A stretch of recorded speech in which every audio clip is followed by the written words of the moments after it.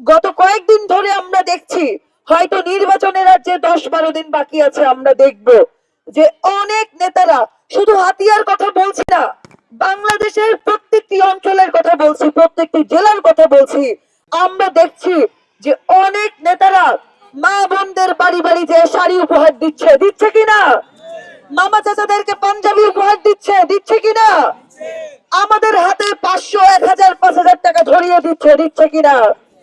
একটা কথা মনে রাখবেন, এই শাড়ি দেওয়ার মাধ্যমে, এই পাঞ্জাবি দেওয়ার মাধ্যমে, এই 500, 1000, 5000 টাকা দেওয়ার মাধ্যমে তারা আমাদের ভোট কিনতে চায়। আমাদের ভোট কিনা মানে কি? আমাদের ভোট কিনা মানে আমাদের বিবেককে কেড়ে ফেলা। কিন্তু কথা হচ্ছে, আমরা এগুলো এখন বুঝি না। এখন কি আর আগের দিন আছে? এখন আগের দিন আছে? এখন শাড়ি পাঞ্জাবি আর 500, 1000 টাকা দিয়ে কি আমাদের ভোট কেনা যাবে? ফলে এই শাড়ি পাঞ্জাবি দেওয়ার সংস্কৃতি যারা ফিরিয়ে আনতে চাইবে, তাদেরকে আমরা প্রতিহত করতে পারবো না? তাদেরকে আমরা প্রতিহত করতে পারবো না? এই যে মামা চাচারা, গত পরশুদিন আমাদের অনেক নেতা কর্মীদের উপর হামলা হয়েছে না? এই যে গত পরশুদিন আমাদের অনেক নেতা কর্মীর উপর হামলা হয়েছে, আপনারা তারপর প্রতিবাদী মিছিল করেছেন না? আপনারা মিছিল করেছেন না?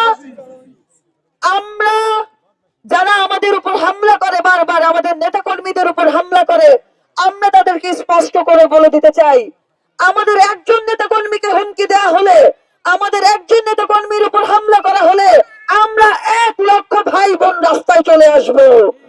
আমরা 1 লক্ষ ভাই বোন একসাথে আপনাদের বিরুদ্ধে দুর্গ গড়ে তুলব। আমরা একসাথে প্রতিরোধ গড়ে তুলব। দেখেন, এখন আর আগের দিন নাই। আমাদেরকে কি এখন ভয় দেখানো এত সহজ? আমাদেরকে ভয় দেখানো এত সহজ?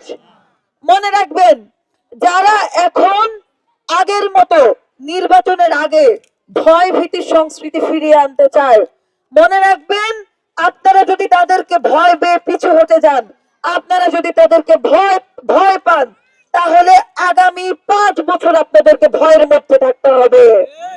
ফলে আমাদের কাউকে ভয় পাওয়া যাবে না। আমরা কি কাউকে ভয় পাবো? আমরা কি কাউকে ভয় পাবো? আমাদের বিবেক আছে না? আমাদের বিবেক আছে না? আমরা ভোট দেওয়ার ক্ষেত্রে আমাদের বিবেকের কথা শুনতে হবে।